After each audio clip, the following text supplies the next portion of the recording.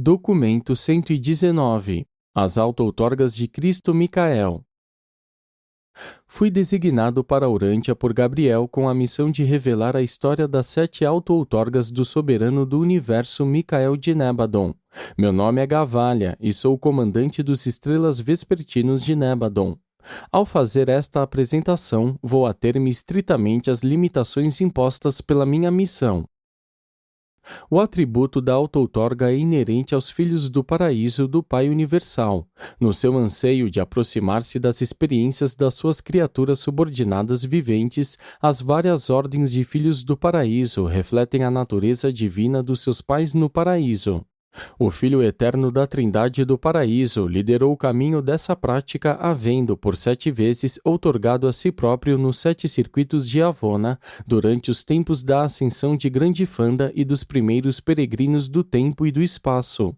E o Filho Eterno continua a outorgar-se aos universos locais do espaço nas pessoas dos seus representantes, os filhos Micaéis e Avonais.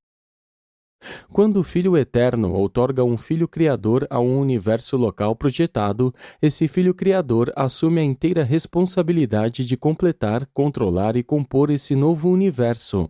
E isso inclui uma promessa, à Trindade Eterna, de não assumir a plena soberania da nova criação antes de completar com êxito como criatura as suas 7 auto-outorgas e até que estas estejam certificadas pelos anciães dos dias do superuniverso da sua jurisdição. Essa obrigação é assumida por todos os filhos Micaéis que se fazem voluntários para sair do paraíso e engajar-se na organização e na criação de um universo. O propósito dessas encarnações como criatura é capacitar esses criadores e tornarem-se soberanos sábios, compassivos, justos e compreensivos. Esses filhos divinos são inatamente justos, entretanto, em consequência das sucessivas experiências de auto-outorga, eles tornam-se mais compreensivos na misericórdia. Eles são naturalmente misericordiosos, mas essas experiências os fazem misericordiosos de um modo adicionalmente novo. Tais auto-outorgas são os últimos passos na sua educação e aprendizado para a sublime tarefa de governar o universo local com a retidão divina e o julgamento justo. Embora numerosos benefícios incidentais sejam acrescidos aos vários mundos, sistemas e constelações, bem como as diferentes ordens de inteligências do universo, afetadas e beneficiadas por essas auto-outorgas, ainda assim elas têm a finalidade precípua de completar o aperfeiçoamento pessoal e o preparo do próprio Filho Criador para o universo. Essas outorgas não são essenciais a uma gestão sábia, justa e eficiente de universo local, mas são absolutamente necessárias a uma administração que queira ser equânime, misericordiosa e compreensiva para com essa criação, pois nela abundam as mais variadas formas de vida e miríades de criaturas inteligentes, mas imperfeitas. Os filhos Micaéis começam seus trabalhos de organização de um universo tendo uma compreensão plena e justa das várias ordens de seres que eles criaram. São grandes as reservas de misericórdia que eles têm por todas essas diferentes criaturas, e também grande é a piedade por todos aqueles que erram e se debatem dentro do pântano egoísta gerado por eles próprios. Todavia, esses dons de justiça e retidão não serão suficientes, segundo estimam os anciães dos dias. Estes governantes trinos dos superuniversos nunca certificarão um Filho Criador como soberano do universo antes que ele haja realmente adquirido o ponto de vista das suas próprias criaturas, por meio da experiência factual no ambiente da existência delas e como uma dessas mesmas criaturas. Desse modo, esses filhos transformam-se nos governantes informados e compreensivos, chegam a conhecer os vários grupos de seres aos quais eles governam e sobre os quais exercem a autoridade universal. Pela experiência viva, eles adquirem a misericórdia prática, o juízo equânime e a paciência, nascidos da experimentação de uma existência como a da própria criatura. O universo local de Nébadon é agora governado por um Filho Criador que completou o seu serviço de auto-outorgas. Ele tem agora a soberania em supremacia justa e misericordiosa sobre todos os vastos reinos do seu universo em evolução e perfeccionamento. Micael de Nébadon é a outorga de número 611.121 do Filho Eterno aos universos do tempo e do espaço. E ele começou a organização do vosso universo local há cerca de 400 bilhões de anos. Micael preparou-se para a sua primeira aventura de auto-outorga por volta da época em que Urântia estava tomando a sua forma atual, há 1 bilhão de anos. As suas auto-outorgas ocorreram em intervalos de 150 milhões de anos, a última tendo tido lugar em Urântia há cerca de 19 séculos. Agora prosseguirei descrevendo a natureza e o caráter dessas auto-outorgas de um modo tão completo quanto me permitir a minha missão. 1. A primeira auto-outorga. Foi uma ocasião solene em Salvington há quase 1 bilhão de anos, quando os diretores e dirigentes do universo de Nébadon reunidos ouviram Micael anunciar que o seu irmão mais velho, Emanuel, iria dentro em breve assumir a autoridade sobre Nébadon, enquanto ele, Micael, estaria ausente para uma missão não explicada.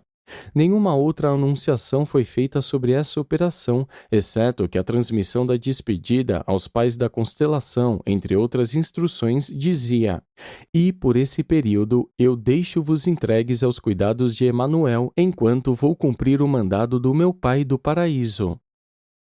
Após enviar essa transmissão de despedida, Micael surgiu no campo de embarque de Salvington exatamente como nas ocasiões anteriores, quando preparava sua partida para o Versa ou para o paraíso, com a diferença de que desta vez ele estava só. E concluiu a sua declaração de partida com estas palavras: "Eu vos deixo, mas por uma breve temporada. Muitos entre vós, eu sei, iriam comigo. Entretanto, para onde vou, não podeis ir. O que irei fazer, não podeis fazê-lo. Vou cumprir a vontade das deidades do paraíso. E, quando houver terminado a minha missão e houver adquirido essa experiência, retornarei a este meu lugar junto de vós."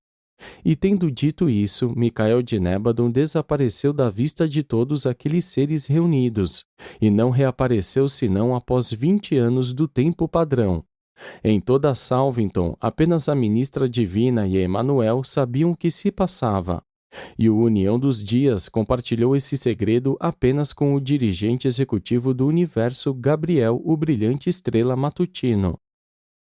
Todos os habitantes de Salvington e os habitantes dos mundos sede das constelações e dos sistemas reuniram-se nas suas respectivas estações de recepção para escutar a informação do universo, esperando obter uma palavra sobre a missão e o paradeiro do Filho Criador.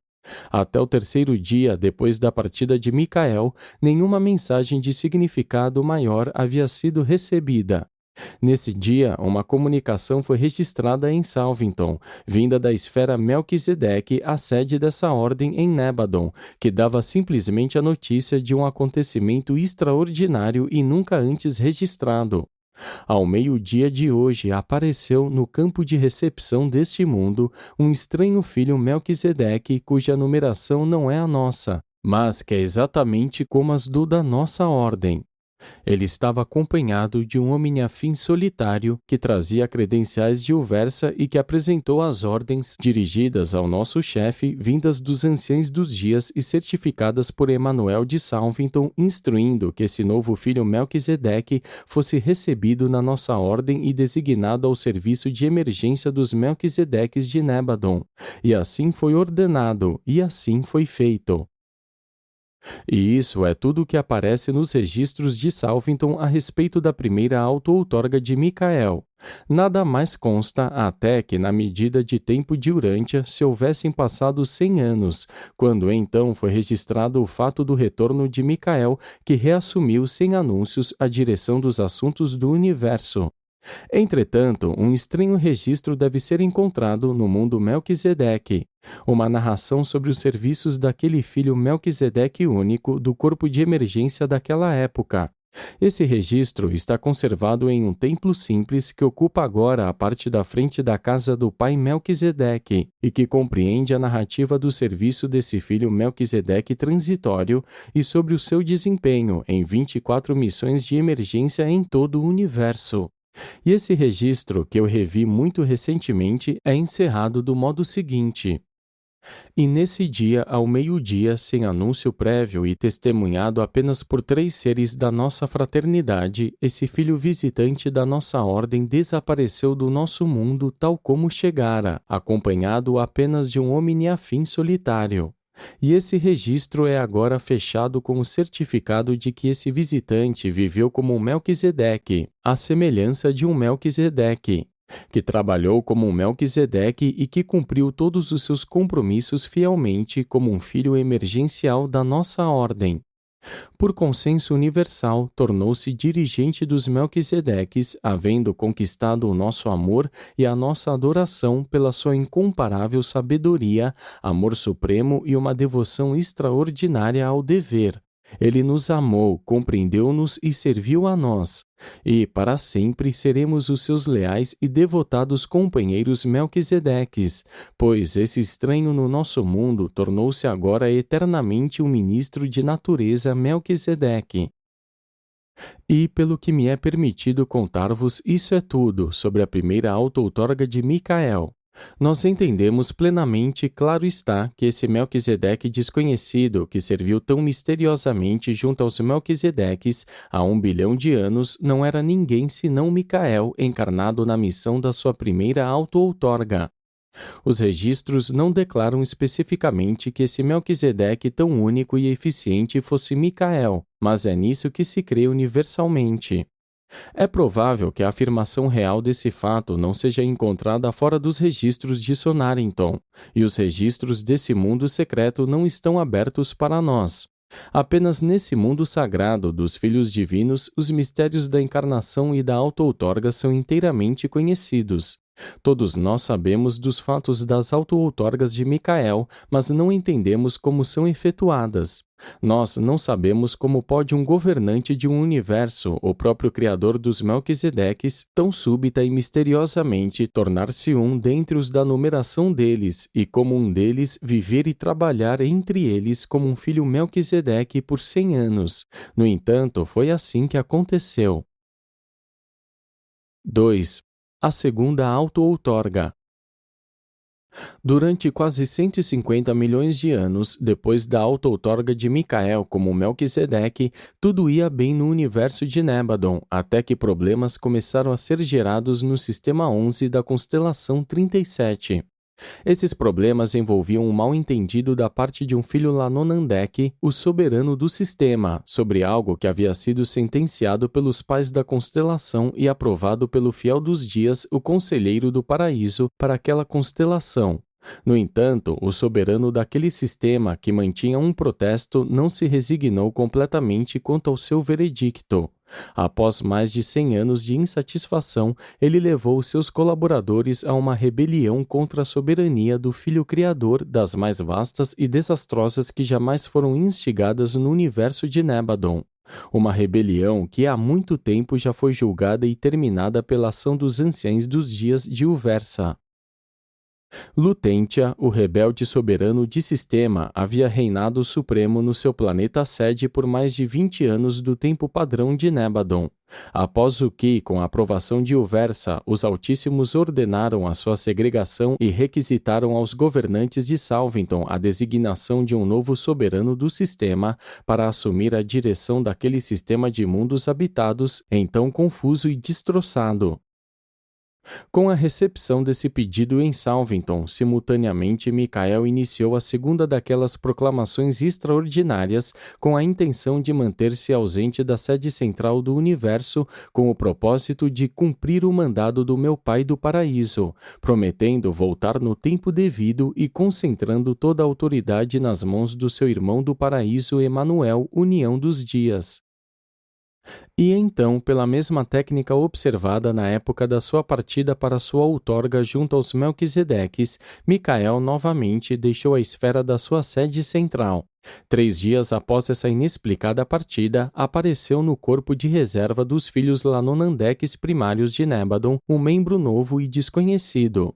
Esse novo filho surgiu ao meio-dia, sem anúncio prévio e acompanhado apenas por um tertiafim solitário que trazia as credenciais dos anciães dos dias de Uversa, certificadas por Emanuel de Salvington, ordenando que esse novo filho fosse designado para o sistema 11 da constelação 37, como sucessor do deposto Lutentia e com autoridade plena como soberano do sistema até que fosse apontado um novo soberano.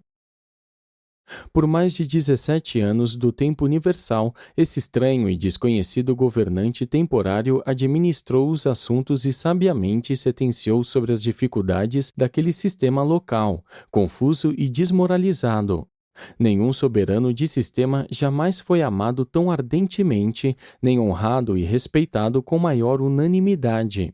Com justiça e com misericórdia, esse novo governante colocou em ordem aquele turbulento sistema. Enquanto ministrava com cuidado a todos os seus súditos, oferecendo até mesmo ao seu predecessor rebelde o privilégio de compartilhar do trono de autoridade, caso ele apenas pedisse perdão a Emanuel pelos seus abusos. Lutentia, porém, desprezou todas essas aberturas de misericórdia, sabendo bem que esse novo e estranho soberano do sistema não era nenhum outro senão Micael, o mesmo governante do universo a quem ele havia muito recentemente desafiado. Todavia, milhões de seguidores desviados e iludidos aceitaram o perdão desse novo governante, conhecido naquela época como soberano salvador do sistema de Palônia.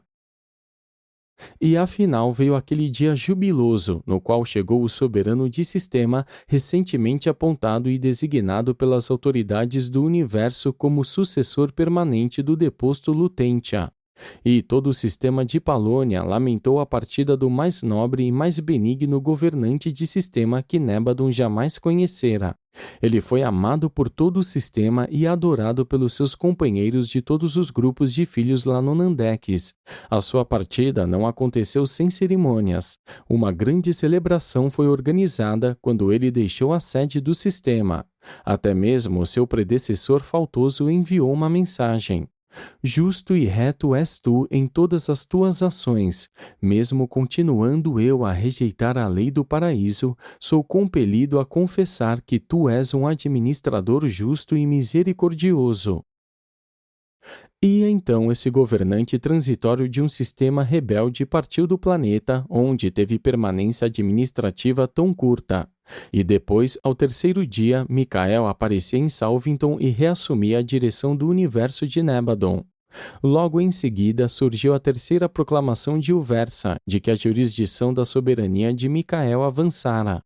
A primeira proclamação fora feita na época da sua chegada em Nébadon, a segunda emitida logo depois de completada a auto-outorga junto aos Melquisedeques, e agora a terceira seguia-se depois da consumação completa da segunda missão ou missão Lanonandeque. 3. A terceira auto-outorga. O Conselho Supremo de Salvington havia acabado de completar a consideração sobre o pedido dos portadores da vida no planeta 217 do Sistema 87 da constelação 61 de envio de um filho material como assistente para eles. Ora, esse planeta estava situado em um sistema de mundos habitados, no qual outro soberano do sistema havia se desviado em uma segunda dessas rebeliões em Nébadon até aquela época. A pedido de Micael, a ação solicitada pelos portadores da vida desse planeta foi deferida dependendo da consideração de Emanuel e do seu relatório sobre o assunto. Esse era um procedimento irregular e eu bem me lembro como todos nós antecipamos algo inusitado. E não fomos mantidos aguardando por muito tempo. Micael novamente colocou a direção do universo nas mãos de Emanuel e, ao mesmo tempo, confiava o comando das forças celestes a Gabriel. E, havendo assim disposto das suas responsabilidades administrativas, despediu-se do espírito materno do universo e desapareceu no campo de embarque de Salvington, precisamente como havia feito nas duas ocasiões anteriores. E, como poderia ter sido esperado, ao terceiro dia surgia, sem ser anunciado, no mundo sede central do Sistema 87, na constelação 61, um estranho filho material, acompanhado por um Seconafim solitário, a quem havia sido dado o crédito dos anciães dos dias de Uversa e certificado por Emanuel de Salvington. Imediatamente, o soberano do sistema em exercício apontou esse novo e misterioso filho material como príncipe planetário do mundo 217, e essa designação foi imediatamente confirmada pelos altíssimos da constelação 61.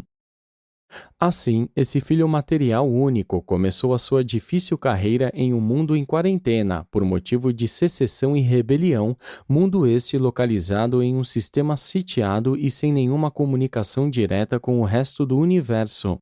E ele trabalhou sozinho durante uma geração inteira de uma época planetária. Esse filho material emergencial conseguiu o arrependimento e a regeneração do príncipe planetário e de todo o seu grupo de assessores, e testemunhou a restauração do planeta ao serviço leal à lei do paraíso, do modo como havia sido estabelecida para os universos locais. No devido tempo, um filho e uma filha material chegaram a esse mundo rejuvenescido e redimido, e depois de estarem devidamente instalados como governantes planetários visíveis, o príncipe planetário transitório ou emergencial partiu formalmente, desaparecendo pouco tempo depois, ao meio-dia. Ao terceiro dia depois disso, Micael aparecia no seu lugar costumeiro, em Salvington. E logo em seguida, a transmissão do superuniverso difundia a quarta proclamação dos anciães dos dias, anunciando um novo avanço na soberania de Micael de Nébadon. Lamento que não tenha eu permissão para descrever a paciência, a força de caráter e a habilidade com as quais esse filho material enfrentou as situações difíceis naquele planeta em confusão. A regeneração desse mundo isolado é um dos capítulos mais belos e tocantes nos anais da salvação de todo o Nébadon. Ao final dessa missão, havia ficado evidente para todo o Nébadon porque o seu amado governante escolhera engajar-se nessas auto-outorgas reiteradas, doando-se à semelhança de certas ordens subordinadas de seres inteligentes. As auto-outorgas de Micael como um filho Melquisedeque, depois de um filho Lanonandeque e em seguida como um filho material, são igualmente misteriosas e além de quaisquer explicações. Em cada instância, apareceu ele subitamente e como um indivíduo totalmente desenvolvido na ordem da auto-outorga. O mistério de tais encarnações não será jamais conhecido, exceto para aqueles que têm acesso ao círculo interno dos registros na esfera sagrada de Sonarington. Nunca, depois dessa maravilhosa outorga como príncipe planetário em um mundo em isolamento e rebelião, nenhum dos filhos ou filhas materiais em Nébadon se viu na tentação de reclamar das suas designações ou de ficar faltoso perante as dificuldades das suas missões planetárias. Os filhos materiais sabem que, para todo sempre, tem no Filho Criador do Universo um soberano compreensivo e um amigo compassivo, daqueles que foram testados, provados e aprovados sob todos os pontos de vista, como devem ser testados e provados eles próprios. A cada uma dessas missões seguiu-se uma idade de serviço crescente de lealdade entre todas as inteligências celestes que têm a sua origem neste universo. Enquanto cada idade, após essas auto-outorgas, foi caracterizada pelo avanço e aperfeiçoamento em todos os métodos de administração do universo e em todas as técnicas de governo. Desde essa outorga, nenhum filho ou filha material jamais se colocou conscientemente em rebelião contra Micael. Eles amam-no e honram-no devotadamente por demais para rejeitá-lo conscientemente. Apenas por meio de enganos e sofismas, os Adãos dos tempos recentes deixaram-se levar por tipos mais altos de personalidades até a rebeldia. 4. A quarta auto-outorga. Foi no final de uma lista de chamada milenar periódica de Uversa que Micael procedeu no sentido de colocar o governo de Nébadon nas mãos de Emanuel e Gabriel. E, claro está, relembrando o que acontecera nas vezes passadas, depois de tal ação, todos nós nos preparamos para testemunhar o desaparecimento de Micael a caminho da sua quarta missão de auto-outorga. E não fomos mantidos à espera por muito tempo, pois muito rapidamente ele foi para o campo de embarque de Salvington e desapareceu da nossa vista. Ao terceiro dia, após o seu desaparecimento para a outorga, observamos nas transmissões universais para o Versa novas e significativas notícias, vindas da sede central seráfica de Nébadon, reportando a chegada não anunciada de um serafim desconhecido, acompanhado por um supernafim solitário e por Gabriel de Salvington. Esse serafim sem registro qualifica-se como sendo da Ordem de Nébadon e traz as credenciais dos Anciães dos Dias de Uversa, certificadas por Emanuel de Salvington. Esse serafim responde às provas demonstrando pertencer à Ordem Suprema dos Anjos de um universo local e foi já designado para o corpo de conselheiros de ensino. Micael ficou ausente de Salvington durante essa auto-outorga a seráfica por um período de mais de 40 anos padrão do universo. Durante esse tempo, ele permaneceu como conselheiro seráfico de ensino, aquilo que vós poderíeis chamar de um secretário particular para 26 instrutores mestres diferentes, funcionando em 22 mundos diferentes. O seu compromisso último ou terminal foi como conselheiro e ajudante ligado a uma missão de auto-outorga de um filho instrutor da Trindade, no mundo 462, no sistema 84 da constelação 3, no universo de Nébadon. Nunca, durante os 7 anos desse compromisso, esse filho instrutor da Trindade esteve inteiramente persuadido quanto à identidade do seu colaborador seráfico. Bem verdade é que todos os serafins, durante aquela época, foram encarados com interesse e curiosidade peculiares, pois sabíamos muito bem que o nosso amado soberano estava fora no universo na pele da figura de um serafim. Todavia, nunca poderíamos estar seguros quanto à sua identidade. Nunca foi ele definitivamente identificado até o momento do seu serviço na missão de auto-outorga desse filho instrutor da Trindade. No entanto, os serafins supremos foram sempre, em toda essa era, encarados como uma solicitude especial, pois nenhum de nós queria ver-se surpreendido como tendo sido o anfitrião do soberano do universo em uma missão de auto-outorga sem nada saber. E assim tornou-se para sempre verdadeiro a respeito dos anjos que o seu Criador e governante havia sido, sob todos os pontos de vista, provado e testado à semelhança da personalidade seráfica. À medida que essas auto-outorgas sucessivas iam participando da natureza das formas cada vez mais baixas de vida no universo, Gabriel tornava-se cada vez mais um colaborador dessas aventuras de encarnação, funcionando na qualidade de ligação universal entre o auto-outorgado Micael e Emanuel, o governante atuante do universo. Agora, Micael, havendo já passado pela experiência de outorga em 3 ordens de filhos seus criados no universo, os Melquisedeques, os Lanonandeques e os filhos materiais. Em seguida, havia ele condescendido em personalizar-se à semelhança da vida angélica como um serafim supremo, antes de volver a sua atenção para as várias fases das carreiras ascendentes das suas criaturas volitivas da mais inferior das formas, os mortais evolucionários do tempo e do espaço. 5. A quinta auto-outorga. Há pouco mais de 300 milhões de anos, do modo como o tempo é reconhecido em Urântia, testemunhamos uma daquelas transferências para Emanuel da autoridade sobre o universo, e constatamos as preparações de Micael para a partida. Essa ocasião foi diferente das anteriores, pois ele anunciou que o seu destino era Uversa, a sede central do superuniverso de Orvonton. No tempo devido, o nosso soberano partiu.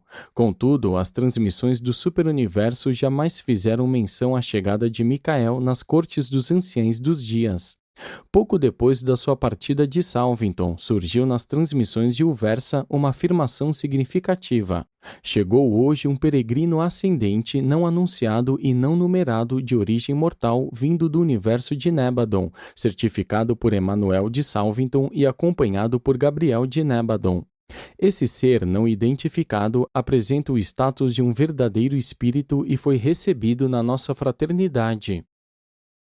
Se fosseis a Uversa hoje, poderíeis ouvir contar sobre os dias em que Eventode permaneceu lá, esse peregrino especial e desconhecido do tempo e do espaço, que ficou conhecido em Uversa por esse nome.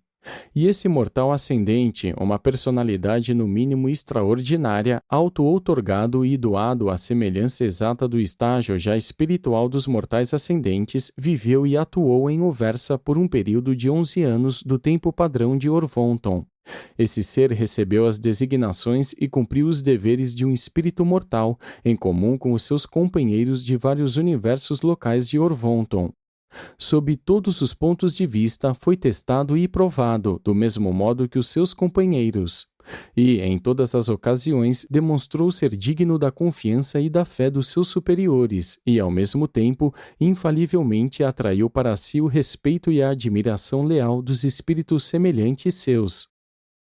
De Salvington, seguimos a carreira desse espírito peregrino com interesse evidente, sabendo muito bem pela presença de Gabriel que esse espírito peregrino despretensioso e sem número não era nenhum outro senão o soberano em auto-outorga do nosso universo local. Essa primeira aparição de Micael, encarnado na função de uma etapa da evolução mortal, foi um evento que emocionou e cativou todo Nébadon. Nós havíamos ouvido sobre tais coisas, mas agora nós as contemplávamos. Ele apareceu em Uversa como um espírito mortal totalmente desenvolvido e perfeitamente aperfeiçoado e, como tal, continuou a sua carreira até o momento do avanço de um grupo de mortais ascendentes até Avona. Depois do que manteve uma conversa com os anciães dos dias e imediatamente, em companhia de Gabriel, deixou Uversa, subitamente sem maior cerimônia, aparecendo pouco depois no seu lugar habitual em Salvington. Só depois da consumação dessa auto-outorga começamos a perceber que Micael iria encarnar-se provavelmente à semelhança das suas várias ordens de personalidades no universo, dos Melquisedeques mais elevados até os mortais de carne e sangue nos mundos evolucionários do tempo e do espaço. Nessa época, as universidades Melquisedeques começaram a ensinar sobre a probabilidade de Micael, em algum momento, encarnar-se como um mortal na carne. E então aconteceu muita especulação quanto à possível técnica de uma auto-outorga tão inexplicável. O fato de que Micael houvesse, em pessoa, agido no papel de um mortal ascendente, emprestava um interesse novo e maior a todo o esquema de progressão da criatura, em todo o caminho ascendente, tanto no universo local quanto no superuniverso. E, ainda assim, a técnica dessas auto-outorgas sucessivas permanece um mistério. Até mesmo Gabriel confessa que não compreende o método pelo qual esse filho do paraíso e criador de um universo voluntariamente assume a personalidade e vive a vida de uma das suas próprias criaturas subordinadas. 6. A sexta auto-outorga. Agora que toda Salvington estava familiarizada com os preliminares de uma auto-outorga iminente, Micael reuniu os residentes da sede central do planeta e, pela primeira vez, revelou o restante do plano de encarnação, anunciando que estava a ponto de deixar Salvington com o propósito de assumir a carreira de um mortal moruncial nas cortes dos Pais Altíssimos no planeta sede central da quinta constelação. E então, pela primeira vez, ouvimos o anúncio de que a sua sétima auto-outorga, a da sua autodoação final, seria efetuada em algum mundo evolucionário à semelhança da carne mortal. Antes de deixar Salvington para a sexta auto-outorga, Micael dirigiu-se aos habitantes reunidos na esfera e partiu, sob a vista de todos, acompanhado por um serafim solitário e pelo brilhante estrela matutino de Nébadon. Ao mesmo tempo em que a direção do universo havia sido confiada a Emanuel, havia uma distribuição mais aberta de responsabilidades administrativas. Micael apareceu na sede central da constelação 5 como um mortal moruncial amadurecido de status ascendente. Lamento que esteja eu proibido de revelar os detalhes da carreira desse mortal moruncial sem número, pois essa foi uma das mais extraordinárias e surpreendentes épocas nas experiências de auto-outorga de Micael. Mais extraordinária mesmo do que a sua dramática e trágica permanência em Urântia. Contudo, entre as muitas restrições a mim impostas ao aceitar essa missão está uma que me proíbe de desvelar os detalhes dessa maravilhosa carreira de Micael como mortal moroncial de Endantum. Quando Micael retornou dessa auto-outorga moroncial, ficou claro para todos nós que o nosso Criador se havia transformado em uma criatura companheira, que o soberano do universo era também um amigo e um ajudante compassivo, até para a mais baixa forma de inteligência criada nos seus reinos. Antes disso, havíamos tomado conhecimento da conquista progressiva do ponto de vista da criatura na administração do universo, pois esta viera evidenciando-se gradativamente, tornando-se mais aparente após a consumação completa da outorga moroncial mortal. E mais ainda quando do seu retorno da sua carreira como filho de um carpinteiro em Urântia. Fomos informados previamente por Gabriel da época em que Micael se liberaria da outorga moroncial, e pudemos preparar uma recepção adequada em Salvington. Milhões e milhões de seres vindos dos mundos sedes centrais das constelações de Nébadon e a maioria dos residentes nos mundos adjacentes a Salvington reuniu-se para dar-lhes as boas-vindas como governante do universo. Diante das nossas manifestações de boas-vindas e das expressões de apreço feitas a um soberano tão vitalmente interessado nas suas criaturas, ele respondeu tão somente: Eu tenho apenas cuidado dos assuntos do meu Pai. Estou apenas dando cumprimento à satisfação dada aos filhos do paraíso de amar e buscar compreender as suas criaturas.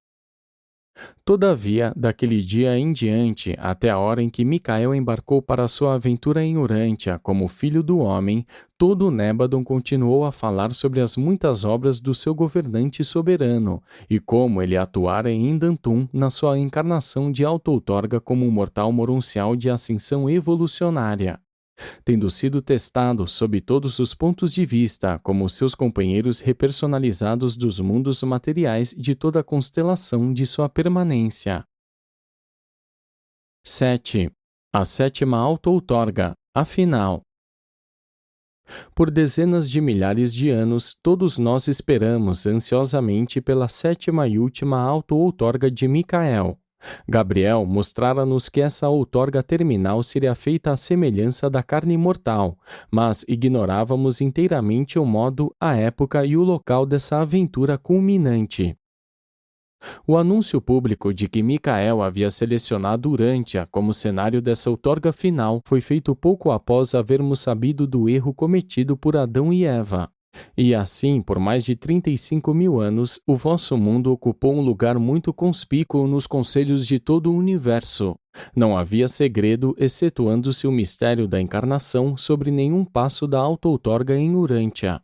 Desde o primeiro passo até o último, até o retorno final e triunfante de Micael a Salvington, como soberano supremo do universo, havia a mais completa divulgação universal sobre tudo o que transpirava no vosso pequeno, mas altamente honorificado mundo. Ao mesmo tempo em que nós acreditávamos que o método seria esse, nunca soubemos, até a época do próprio evento, que Micael surgiria na Terra como um infante desamparado deste reino. Até então, ele sempre surgira como um indivíduo plenamente desenvolvido, com a personalidade da ordem selecionada para a auto-outorga. E foi um anúncio emocionante aquele que foi transmitido de Salvington, propalando que a criança de Belém havia nascido em Urântia. Nós, então, não apenas encaramos o fato de que o nosso criador e amigo estava dando o passo mais incerto de toda a sua carreira, arriscando aparentemente a sua posição e autoridade nessa auto-outorga como um recém-nascido desamparado. Contudo, também entendemos que a sua experiência nessa outorga final e imortal iria eternamente entronizá-lo como soberano ímpar e supremo do universo de Nébadon. Por um terço de século, no tempo da Terra, todos os olhos em todas as partes deste universo focalizaram-se em Urântia. Todas as inteligências entenderam que a última auto-outorga estava em progresso, e, como havíamos sabido, havia muito ainda da rebelião de Lúcifer em Satânia e do desafeto de Caligástia em Urântia, e assim todos nós entendemos a intensidade do embate que aconteceria quando nosso condescendente governante se encarnasse em Urântia na forma humilde à semelhança da carne mortal. Joshua ben José, o menino judeu, foi concebido e nasceu no mundo, exatamente como quaisquer outros meninos antes e depois, exceto pelo fato de que este menino, em particular, era a encarnação de Micael de Nébadon, um filho divino do paraíso e o criador de todo este universo local de coisas e seres. E esse mistério da encarnação da deidade na forma humana de Jesus, cuja origem pareceria natural ao mundo, permanecerá insolúvel para sempre. Na eternidade mesmo, jamais ireis conhecer a técnica e o método da encarnação do Criador na forma e a semelhança das suas criaturas. Esse segredo pertence a Sonarington, e tais mistérios são da exclusiva posse desses filhos divinos que passaram pela experiência da auto-outorga. Alguns homens sábios na Terra sabiam da chegada iminente de Micael, e, por intermédio dos contatos de um mundo com o outro, tais homens sábios e possuidores do discernimento espiritual souberam da auto-outorga vindoura de Micael em Urântia. E, por meio das criaturas intermediárias, 2 serafins fizeram um anúncio a um grupo de sacerdotes caldeus cujo líder era Arnon. Esses homens de Deus visitaram o menino recém-nascido. O único evento sobrenatural associado ao nascimento de Jesus foi esse anúncio a Arnon e aos seus companheiros, feito pelos serafins anteriormente designados para Adão e Eva no primeiro jardim. Os pais humanos de Jesus foram pessoas dentro da média, daquela geração e daquela época. E esse Filho de Deus, encarnado assim, nasceu de uma mulher e foi criado da maneira peculiar a todas as crianças daquela raça e daquele tempo. A história da permanência de Micael em Urântia, a narrativa da auto-outorga mortal do Filho Criador no vosso mundo, é matéria além do escopo e do propósito desta narrativa. 8. O status de Micael pós-outorgado. Após a sua outorga final e plena de êxito em Urântia, Micael foi aceito, não apenas pelos anciães dos dias como governante soberano de Nébadon, mas também pelo Pai Universal, que o reconheceu como dirigente estabelecido do universo local da sua própria criação. Quando, do seu retorno a Salvington, este Micael, filho do homem e filho de Deus, foi proclamado como governante estabelecido de Nébadon. De Uversa veio a 8ª proclamação da soberania de Micael, enquanto do paraíso veio o pronunciamento conjunto do Pai Universal e do Filho Eterno, que constituía essa união de Deus e de homem como governante único do universo, e ordenando a união dos dias permanente de Salvington que desse indicações sobre a sua intenção de retirar-se para o paraíso.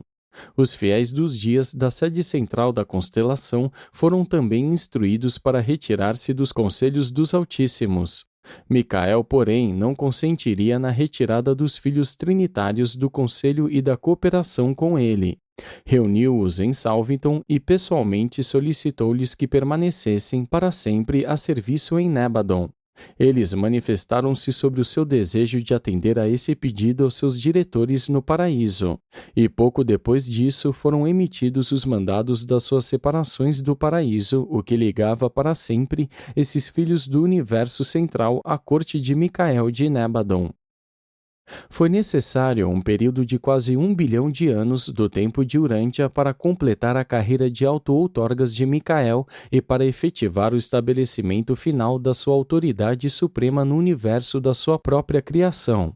Micael nasceu um criador, foi educado como um administrador e aperfeiçoado como um executivo. No entanto, foi-lhe pedido que conquistasse a sua própria soberania por meio da experiência. E assim, o vosso pequeno mundo tornou-se conhecido em todo o Nébadon como a arena onde Micael completou a experiência que é requerida de todo filho criador do paraíso, antes de ser lhe dado o controle ilimitado e a direção do universo que ele próprio edificara. À medida que ascenderdes do universo local, ireis conhecer mais sobre os ideais das personalidades envolvidas na auto-outorgas anteriores de Micael. Ao completar as suas outorgas como criatura, Micael estava não apenas estabelecendo a sua própria soberania, como estava também implementando a soberania em evolução de Deus o Supremo.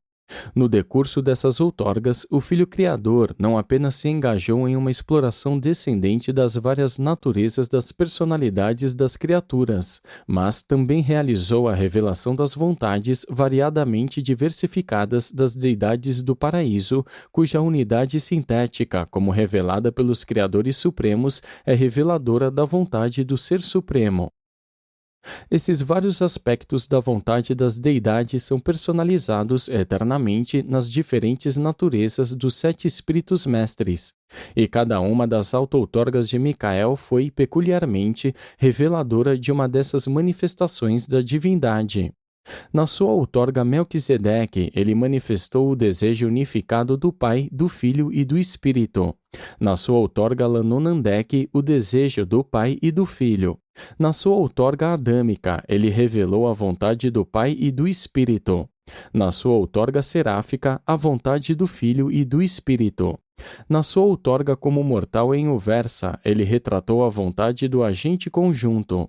Na sua outorga moroncial mortal, a vontade do Filho Eterno. E na sua outorga material, em Urântia, ele viveu a vontade do Pai Universal como um mortal mesmo em carne e sangue. A consumação completa dessas 7 auto-outorgas resultou na liberação da soberania suprema de Micael e também na criação da possibilidade da soberania do Supremo em Nébadon. Em nenhuma das suas outorgas, Micael revelou Deus o Supremo. Contudo, o conjunto e a soma total de todas as 7 outorgas é uma nova revelação do Ser Supremo para Nébadon.